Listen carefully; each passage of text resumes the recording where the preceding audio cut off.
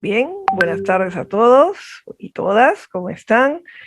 Bienvenidos esta tarde, ya empezando a terminar el invierno, ¿no? Nuevamente en este espacio, un éxito de miércoles. Les saluda Gloria Tobar, soy profesora de la Facultad de Comunicaciones y hoy día estará conmigo invitado nuestro egresado Waldir Vázquez. Waldir es egresado de la Facultad de Educación y Gestión de Aprendizaje, su carrera. Egresó en el 2019 y en verdad su historia creo que definitivamente va a ser muy interesante, ¿no? Entrar en contacto con ella hoy día, verla hoy día, escucharlo a él, ¿no? En el campo de la educación, Waldir está hoy día en estos momentos, está trabajando en el Ministerio de Educación, en el campo como especialista pedagógico. Definitivamente el campo de la educación, pues hoy está, ¿no?, en el eje, bueno, siempre ha debido estar en el eje, pero hoy está en el eje del debate, además, por diversos factores. También algo que es interesante y que sin duda nos mueve tener una conexión con la historia de Waldir, es el hecho de que también es un investigador, ¿no? Ha trabajado en la Sociedad de Investigación Educativa Peruana, donde pertenece también e investiga temas diversos, específicamente temas ligados a la educación en escuelas rurales. Tal vez porque su historia, como vamos a ver en un momento, se conecta, ¿no?, con ese escenario. Él mismo nos lo va a contar brevemente, así que bueno, pasemos a saludarlo. Waldir, ¿cómo estás? Gusto de tenerte con nosotros. Hola Gloria, ¿cómo estás? Nada, ¿Qué muchísimas tal? gracias. ¿No? Bien, Ya te veo, ya te veo. Muy bien, ¿cómo estás? perfecto. No sé si mi cámara se ve, no tengo muy claro porque no la Yo veo sí te yo. veo. ¿Sí se ve? Perfecto. Siempre hay que chequear, ustedes saben, en estos espacios virtuales, que precisamente son los que la educación también ha tenido, ¿no?, que asumir con todo lo que ha implicado en nuestro país. Waldir, qué gusto tenerte aquí. Qué bueno que estés con nosotros. Vamos a empezar, ¿qué te parece? ¿Qué te parece? Te sugiero empezar conversando con respecto a los inicios, a la vocación. No siempre es bueno porque muchos de nuestros estudiantes se preguntan sobre el tema, el campo de la educación en nuestra sociedad, ¿no? Y su conexión con la vocación. Qué importante es la vocación para ellos, pero a la vez cuántas cosas se tienen que ir asumiendo, ¿no? Asumiendo. La realidad a veces nos remueve un poco en este terreno. Cuéntanos un poco sobre esa búsqueda tuya inicial, esa conexión con el escenario de la educación, cómo descubriste tu vocación, el apoyo que tuviste, ¿no?, en tu familia, que creo que en tu historia es muy interesante, y los recursos que encontraste para empezar la carrera.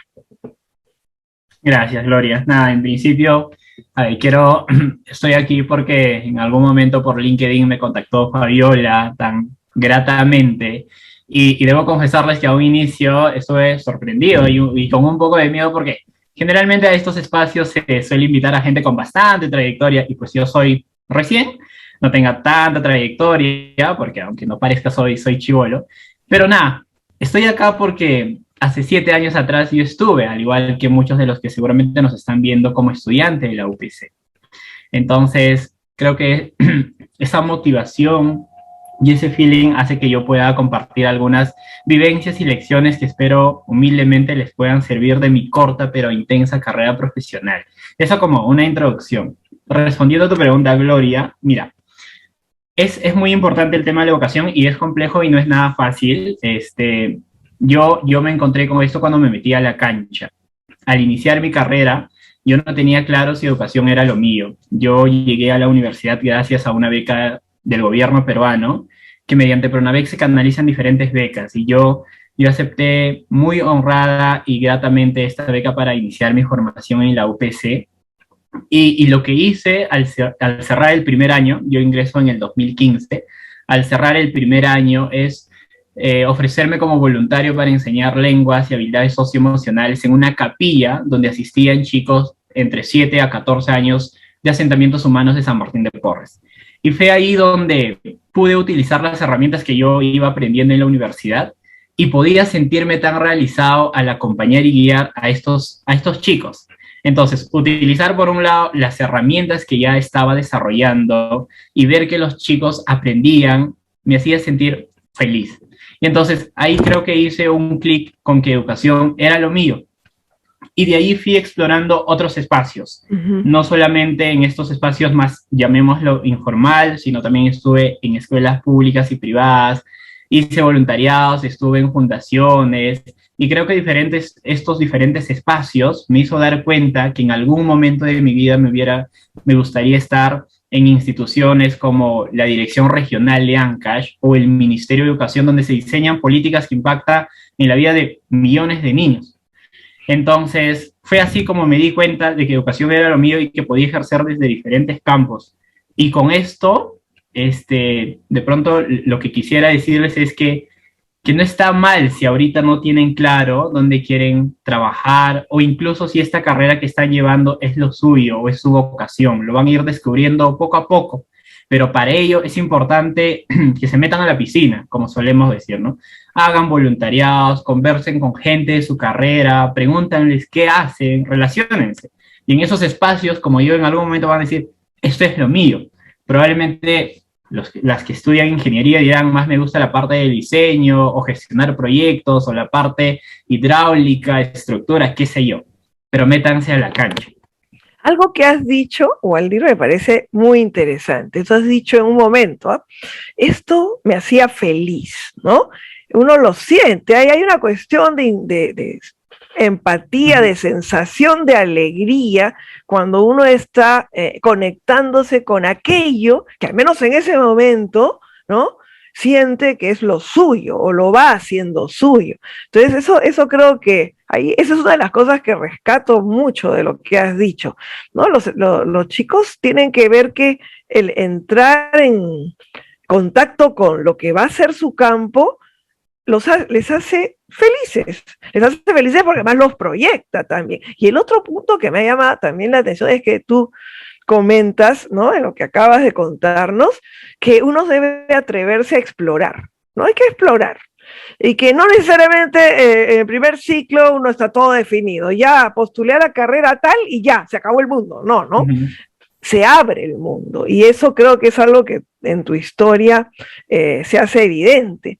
Entonces así uno va afirmando su vocación poco a poco. Además dentro del campo, por ejemplo, de la educación no es que haya una sola vía, ¿no? O sea, tú dentro del universo de la educación, una vez que dices, sí, esto es lo mío, pero dentro de eso se van desplegando múltiples posibilidades. Una cuestión es la gestión en educación, pero por otro lado también está el ejercicio docente, por otro lado está el tema de políticas públicas, y veo que en varias tú has estado, ¿no? Has estado caminando por varias de esas rutas. ¿Cómo fueron tus primeros pasos en la universidad? Pero antes de los primeros pasos, hay algo muy importante. A ver, vamos a ver. Antes de ese momento en que tú aceptas esta beca Pronavec, ¿no?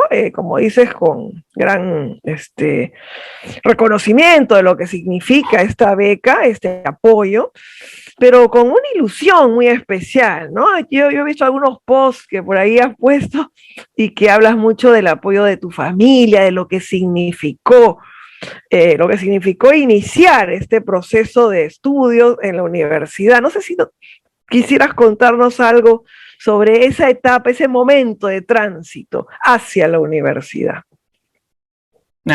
Sí, eso creo que es clave dentro de mi formación profesional y te agradezco por la pregunta, Gloria. Siempre cuando me preguntan, oye, ¿cómo llegaste a estudiar en la UPC y tales cosas? Y siempre respondo, yo he llegado a ser profesional gracias a Pronavec. Este es un programa espectacular a nivel de política pública que hace una gran inversión, pero en algo para crear valor público, y eso significa. A mí cuando me dieron esta noticia para estudiar en el UPC estuve tan emocionado porque porque cuando yo egresé de la escuela, uno a veces cuando está en cuarto o quinto puede estar pensando qué estudiar o qué hacer, pero dentro de mis pensamientos no estaba tanto eso, ni desde mi familia, ¿no? Porque ni dentro de mi familia ni mi comunidad habían pisado una universidad.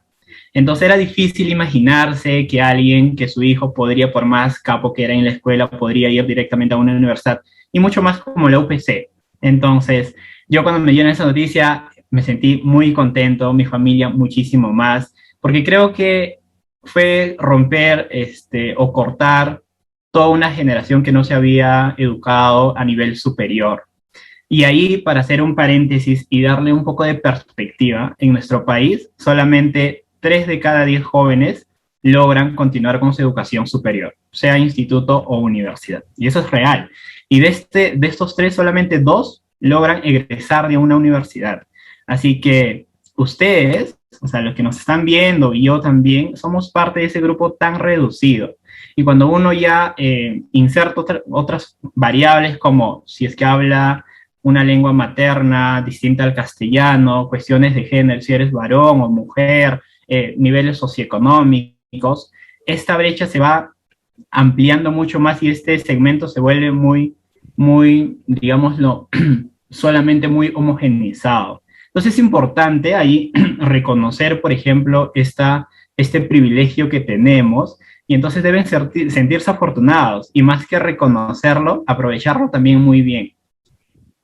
Muy bien. Sí, sí, es obvio que se abren espacios, ¿no? Cuando uno empieza a entrar en nuevos escenarios, en nuevos terrenos, y que, bueno, no es ningún secreto que la educación, ya sea a nivel universitario o, como tú bien dices, superior en cuanto a institutos técnicos, que también es muy, muy valioso, te abre, ¿no? Te va abriendo caminos, te va abriendo horizontes. Entonces, por ahí va un poco mi siguiente pregunta. ¿Qué caminos se abren? ¿Qué caminos se abren a partir de la carrera? O sea, ya pasó ese momento, se empiezan a abrir, ¿no? Distintos escenarios, en los primeros ciclos, encuentras tu terreno. ¿Y qué espacios se empiezan a abrir? ¿Y de qué depende que se abran esos espacios? ¿Qué factores, no? Los compañeros, los profesores, actividades extraacadémicas, que también, ¿no? No es solo ir a las clases, ¿no? La idea del alma mater creo que va un poquito más allá. A ver, cuéntanos un poco desde tu perspectiva ese aspecto. ¿Te refieres a los factores que inciden cuando uno ya egresa? Cuando estás en los primeros ciclos de la universidad y que se empiezan a abrir, ¿no? Entonces, la vida del estudiante, ¿no? ¿Cómo fue en tu experiencia esos factores que tanto pesan? ¿Cuáles hay? No solamente es ir a clases, ¿no? También hay actividades extraacadémicas, la relación con los compañeros, con profesores, que te empiezan a abrir, ¿no? Algunos caminos. Sí, totalmente. El sentido de universidad es esto, ¿no? Que es universal y que puedas acceder no solamente a conocimientos, llamémoslo académicos, sino también a otros espacios. Yo cuando ingresé, le ponía mucho punche a todo lo que eran los cursos, inglés para mí era nuevo, así que tenía que dedicarle el doble o el triple de lo que hacían los demás, pero también había otros espacios, por ejemplo en la facultad teníamos estas salidas, lo llamábamos campamentos, donde nos íbamos toda la gente de la facultad, director, profesores, los alumnos, ¿no? A Pachacamac, y hacíamos integración, y eso creo que influía mucho en nuestro crecimiento a nivel personal.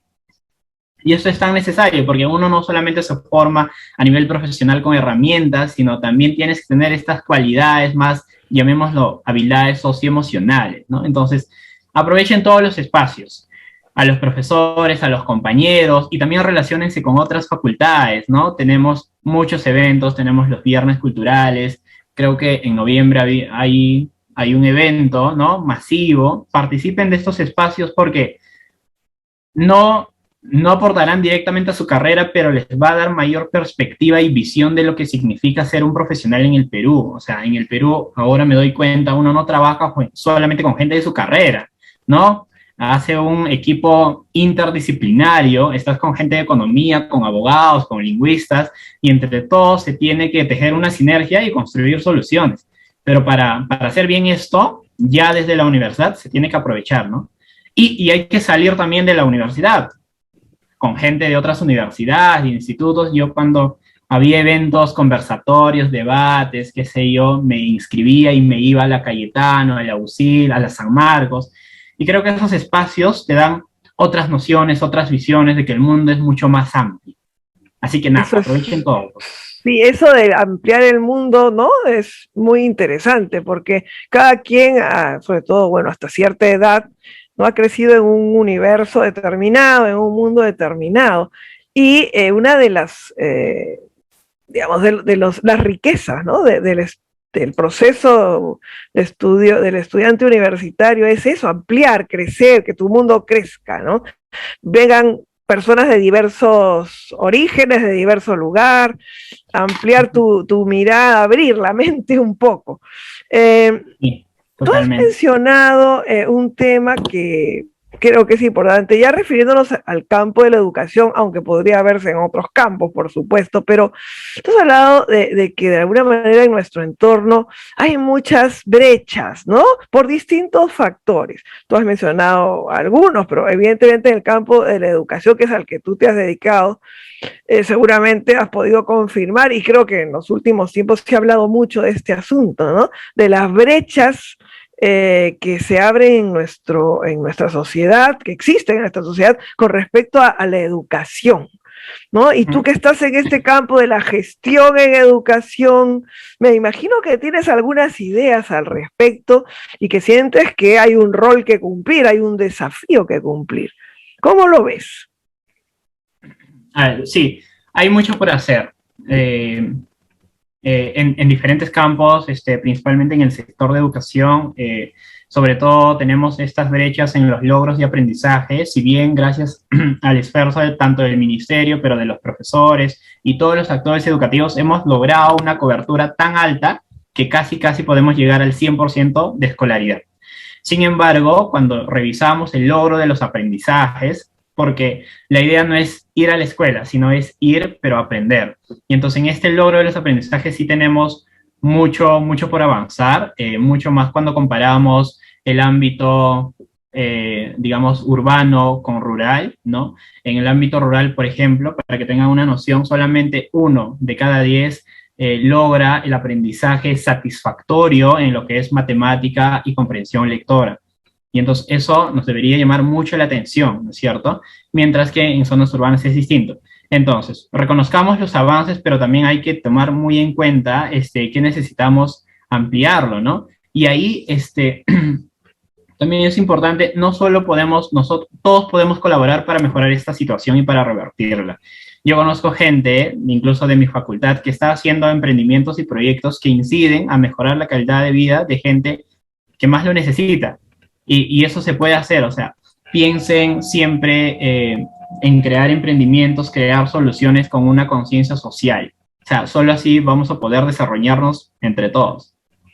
Muy bien, sí, a eso me refiero, ¿no? Y hay otra brecha de la cual se ha hablado mucho, y yo he visto en tu CV, que he estado ahí revisando algunos detalles, ¿no? Que tú en un momento también has estado ligado al tema de las tecnologías de la información para la educación, ¿no? Como herramienta.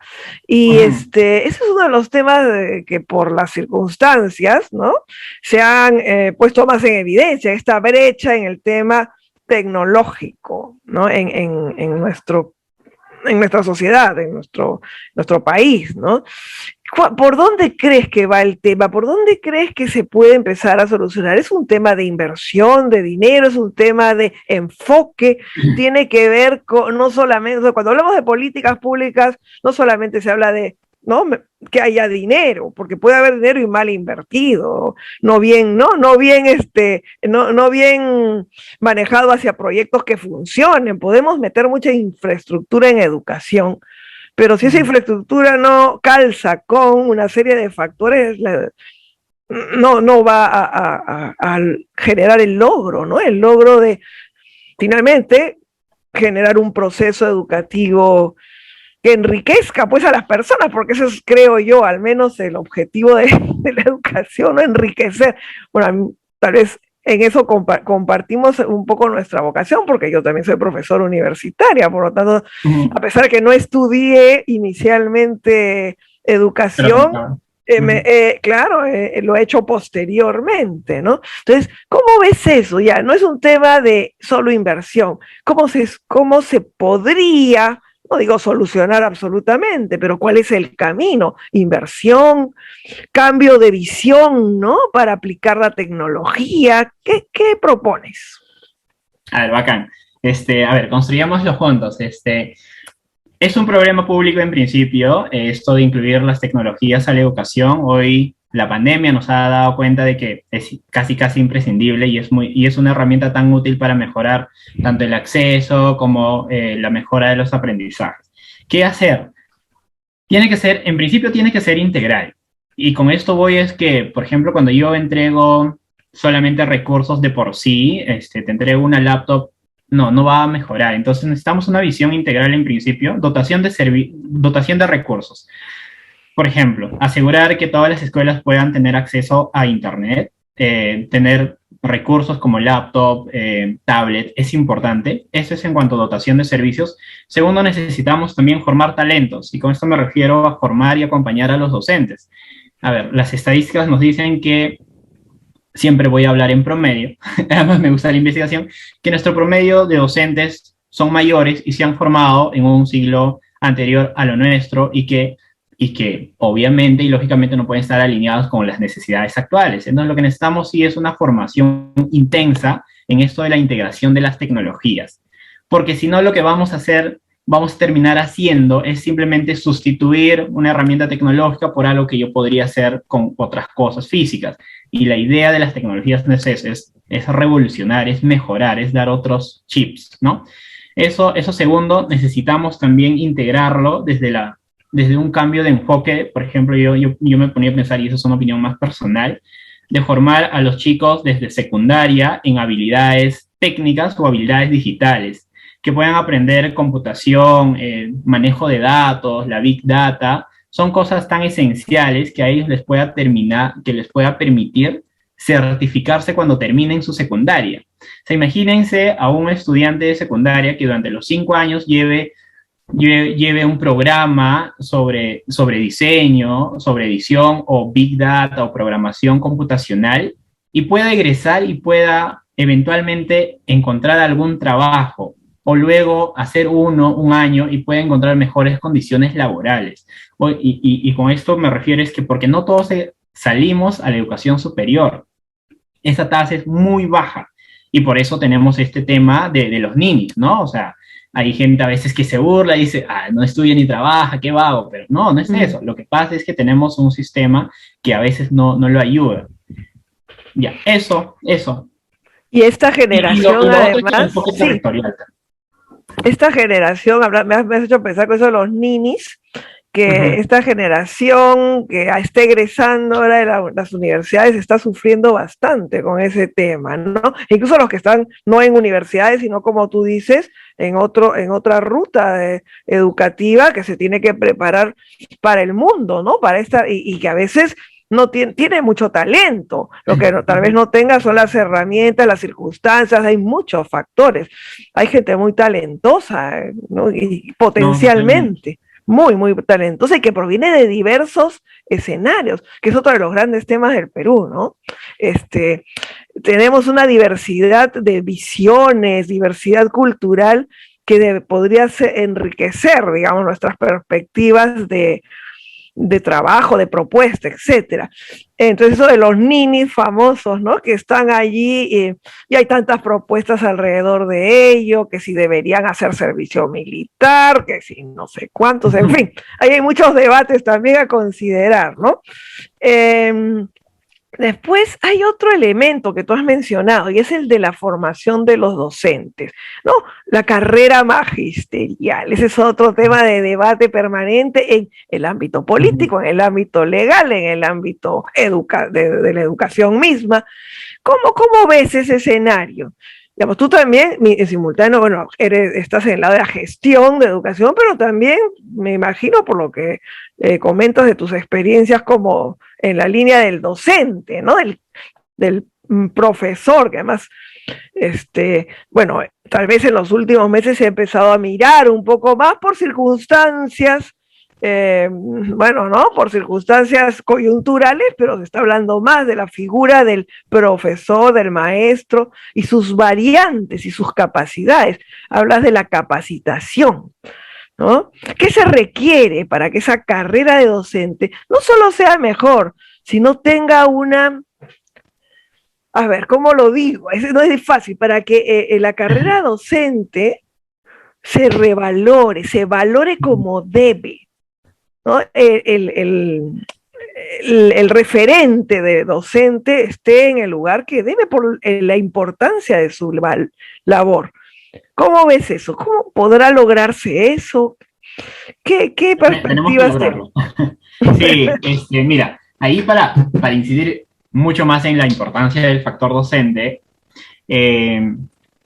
el BID, el Banco Interamericano de Desarrollo, y el Banco Mundial han hecho un estudio longitudinal que es por años y años, preguntándose cuál es el factor que incide más en la educación, en el aprendizaje de los niños. Si es la escuela, si es la tecnología, si es la alimentación, y lo que han encontrado es que lo que más incide es el factor docente. Es decir, los estudiantes tienen como techo a su docente, o sea, donde llega hasta el aprendizaje del docente llega el estudiante en promedio. Entonces, ahí uno se da cuenta qué tan importante es mejorar la capacidad docente. Y sí tenemos que hacerlo, o sea, tenemos que, a ver, en principio, instaurar una cultura de evaluación, pero evaluación entendida como una mejora de los procesos. Todos tenemos que ser evaluados.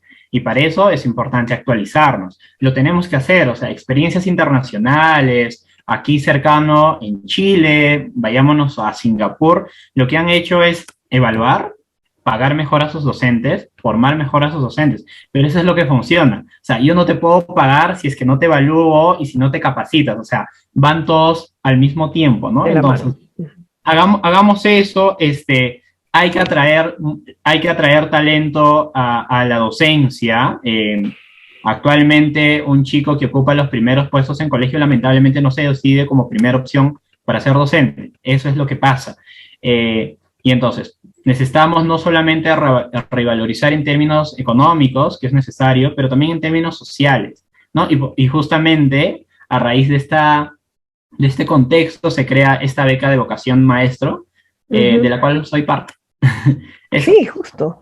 Muy bien, esa es la idea, ¿no? Que la vocación maestro, me parece digamos, una dinámica muy interesante, pero si no la reconoce la sociedad, lo que tú hablas de reconocimiento, no solo económico, sino social, como que no es una debilidad. Entonces, es el prestigio del docente, no a nivel, no el prestigio banal, ¿no? Sino el prestigio de fondo, creo que es probablemente el objetivo por ahí. Definitivamente creo que con ideas como las que tú planteas, y la verdad cuando te escucho debo decir que me entusiasma bastante, ¿no?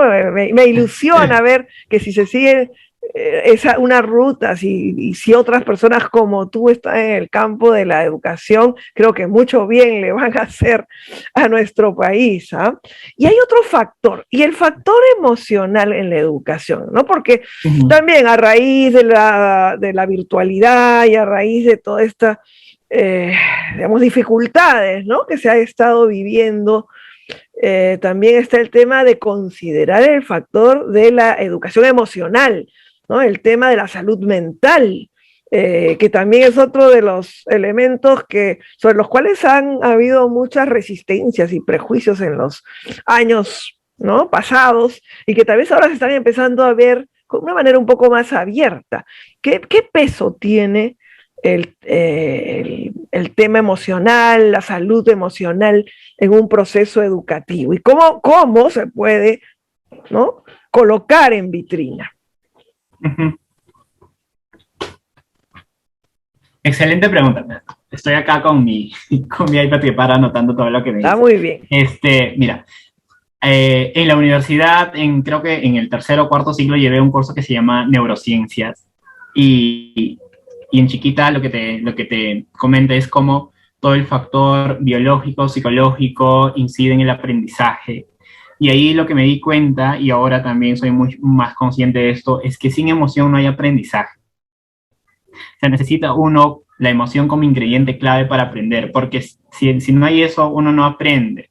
Y tenemos que aprender a gestionar la emoción. En el caso nuestro, como docentes, yo estaba con chicos de segundo de primaria, con quinto y sexto de primaria, con quinto de secundaria, y todos tienen emociones y hay que ayudarlos a gestionar. O sea, este tema es clave. O sea, si no hay emoción, no hay aprendizaje, y si hay emociones de otra naturaleza también afectan negativamente y tenemos que ser muy conscientes de ello, ¿no? O sea, ahora con esto de la pandemia a veces es peor, y ahí algo importante es ponerse límites, separar tiempos.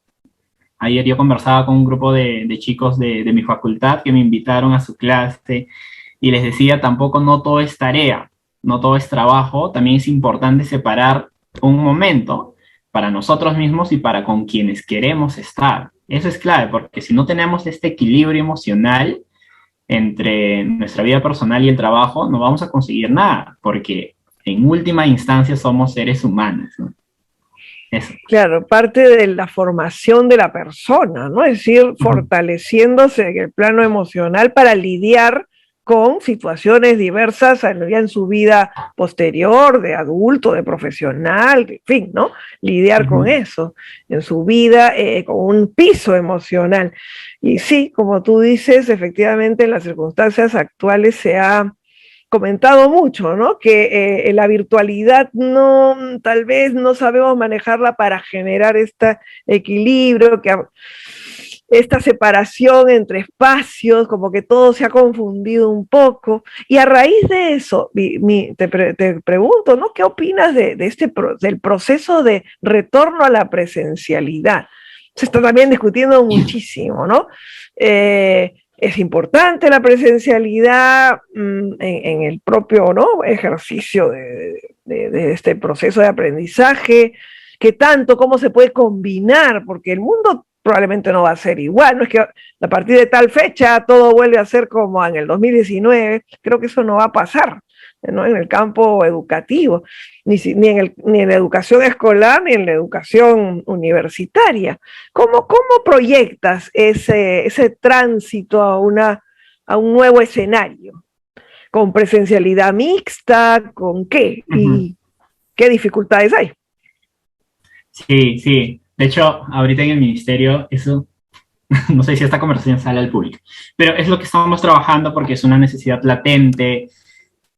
Esta pandemia, aparte de este tema socioemocional, lo que nos ha dado cuenta es sobre qué tan cambiante son las situaciones, ¿no? Y ahí lo que nos puede equilibrar es nuestra capacidad de adaptación. O sea, tenemos que adaptarnos, no hacer lo mismo, sino buscar y crear nuevas fórmulas.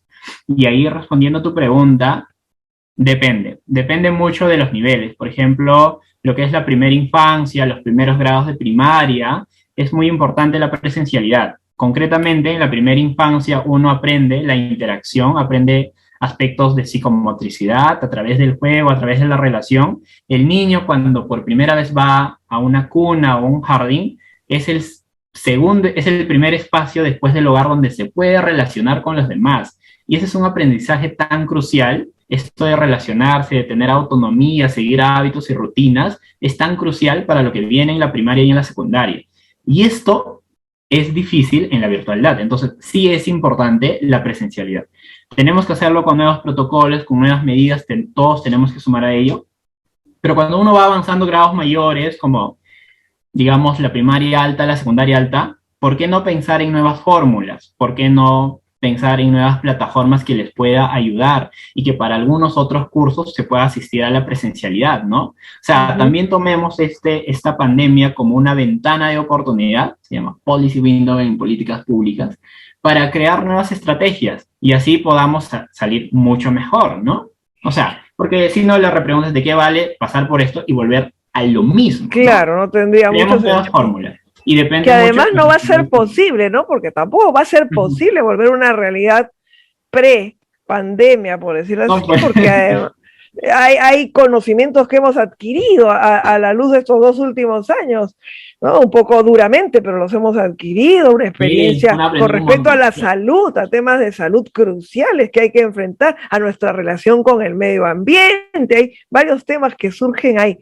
Les quería comentar a nuestros participantes y pedirles que si tienen un tema o pregunta que quieren que toquemos y que toque Waldir, por favor lo pongan en el chat en estos últimos minutos, pongan en el chat alguna consulta, yo no se la leo y la podemos comentar. Si quieren que haya algún tema o pregunta particular para ir en esta última parte del espacio, ¿no? Para ir Sí, también ya si no, recogiendo, ¿no? Recogiendo algunas ideas de quienes han participado y compartido con nosotros esta tarde.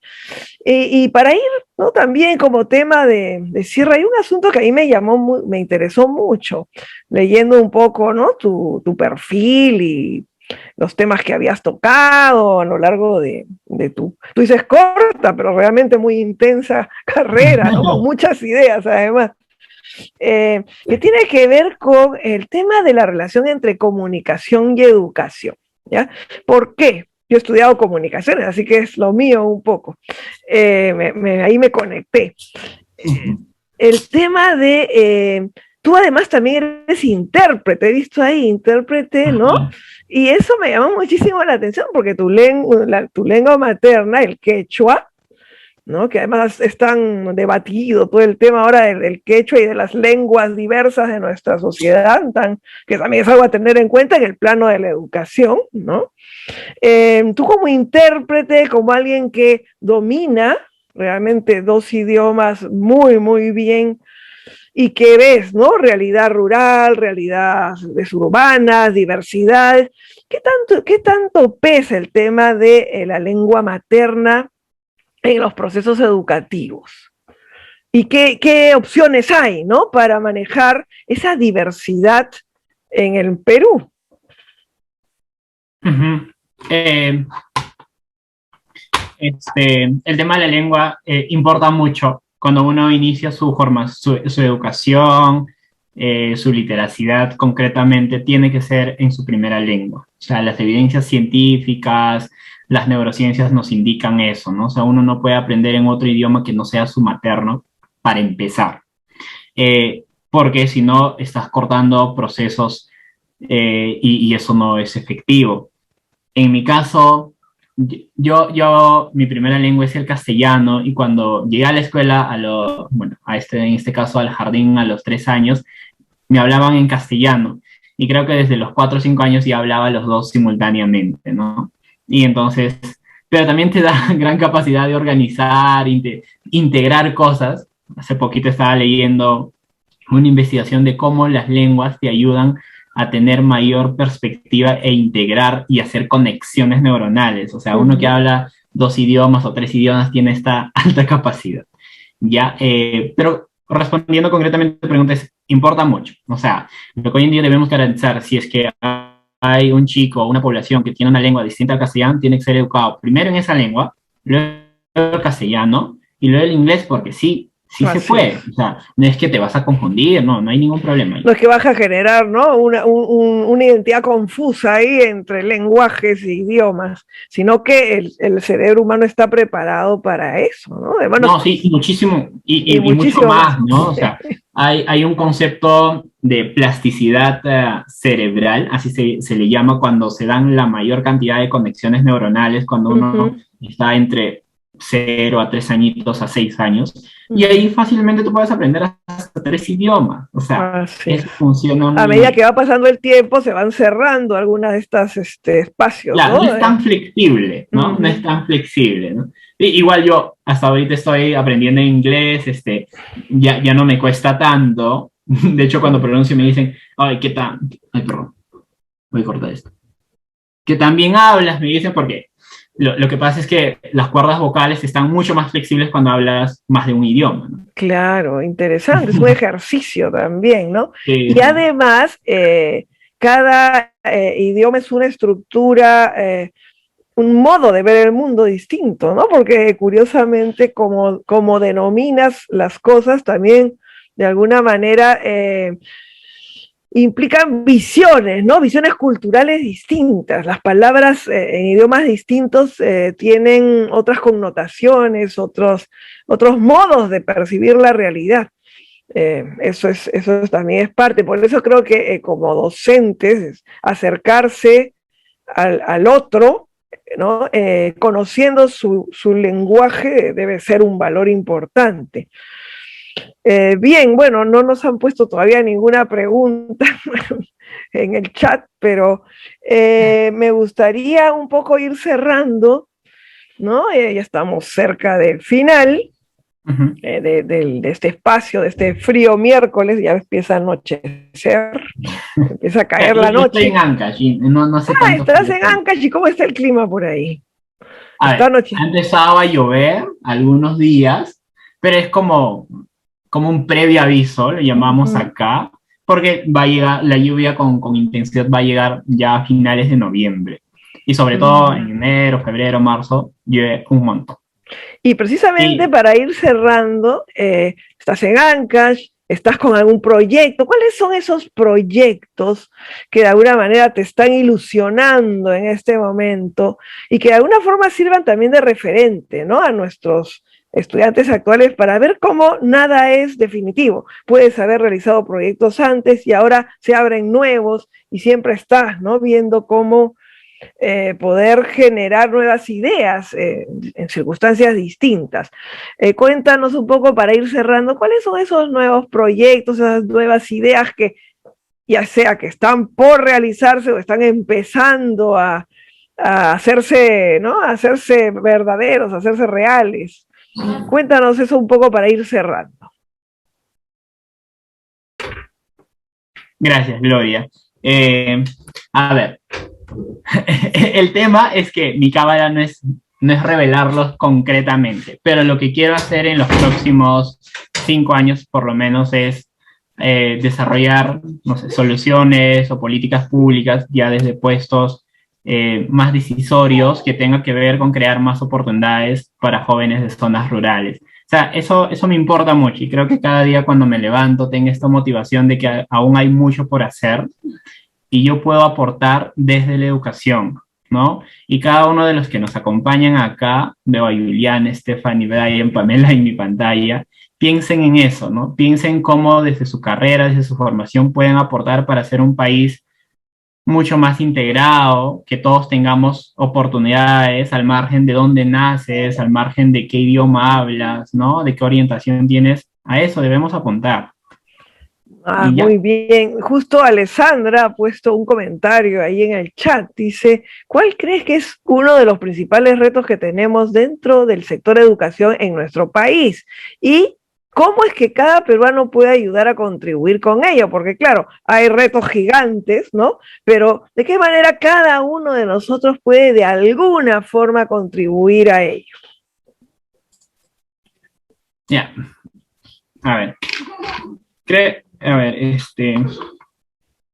Gracias, Alessandro. Estaba leyendo su comentario de Adriana, que dice, soy tu fan, y ahí voy a hacer un par. Adriana nos acompañó, nos lideró muy bien cuando participamos en CADE Universitario. CADE Universitario es un espacio que reúne a todos los universitarios, bueno, estudiantes en general de todo el país para discutir problemas y crear soluciones para el país. Así que creo en último año fue una súper experiencia, nos instalamos como 3 días en la base naval allá en Callao, y nada, conocí gente muy chévere, por eso, de diferentes carreras, diferentes regiones y universidades tenían estas nociones de cambiar, y por eso tengo esta motivación de que sí se puede hacer cambios. Y ahí voy a enlazar con la pregunta de Alessandra. A ver, retos. Hay muchísimos. Para que no se puedan limitar cuando ustedes quieran accionar. Y no solamente un educador puede cambiarlo, puede hacerlo desde cualquier carrera. A ver, 1, logro y aprendizajes. Necesitamos mejorar los aprendizajes. 2, enseñar habilidades tecnológicas. Superar estos temas de estereotipos y desigualdades de género. Hay muchas niñas que no culminan su educación básica y hay que ver por qué y qué podemos hacer. A ver, otro, trabajar con las familias a temas socioemocionales. Y quiero darles así como opciones para no decirles solamente uno para no limitarnos, ¿no? Porque tareas que hagamos por todo lado como hormiguitas, al final va a impactar en una mejor educación y en una mejor persona, ¿no? Eso. Muy bien, bien, creo que es una muy buena manera de de cerrar esta tarde con estas propuestas, ¿no? Has mencionado temas cruciales que efectivamente en el día a día, ¿no? En la acción cotidiana se van resolviendo cada día, ¿no? La educación es algo cotidiano, ¿no? Es algo cotidiano, es permanente. No solo se da en espacios formales, se da, por ejemplo, en mi caso, que trabajo mucho con temas de medios de comunicación, te imaginarás que también tienen una función dentro de estos temas que tú muchísimo. planteas, Hoy romper estereotipos, ¿no? Mediática, ¿no? Romper estereotipos. Mencionaste el tema de por qué las niñas no terminan, hay estadísticas al respecto, ¿no? Porque están, digamos, relativamente relegadas de los procesos educativos. Hay un tema de fondo muy, muy grande que obviamente no se va a resolver pues con una acción, pero que es importante poner en agenda, ¿no? Por lo pronto ponerlo en agenda y día a día irlo enfrentando, abriéndolo para que se discuta por lo menos, ¿no? Excelente. Tres aspectos que creo que nos animan a todos y que, bueno, nos pone frente a esos retos en los que todos podemos contribuir a enfrentar. Valdir, ha sido realmente un gusto tenerte con nosotros esta tarde. Creo que nos has mostrado realmente un perfil muy, muy interesante y nos has animado, creo que nos estás inyectando mucho ánimo, ¿no? Mucho ánimo de aquí en adelante y creo que me ha encantado discutir, debatir más que discutir, conversar contigo y espero que a todos también estoy segura que ha sido así. Se ha enriquecido, creo que ese tipo de espacios nos enriquecen a todos. Mil gracias por participar. Espero que nos volvamos a encontrar realmente en distintos escenarios, presenciales o virtuales, ¿no? Y a todos y todas, pues, mil gracias por estar aquí. Espero que también que se lleven, ¿no? Yo estoy segura que se llevan algunas ideas que generan mucho entusiasmo esta tarde de miércoles que va llegando a su fin. Muchos éxitos, Waldir. Un gran abrazo, upecino, y espero que nos encontremos pronto. Y a todos, hasta luego, mucha suerte y nos veremos en un próximo miércoles. Chao, cuídense mucho. Gracias, Gloria. Gracias a todos los que nos han visto. Muchísimas gracias. Que les vaya bien. Sí, abrazote, Milagros. Hola, Milagros. Y nada, cuídense muchísimo, por favor. Bye. Chao.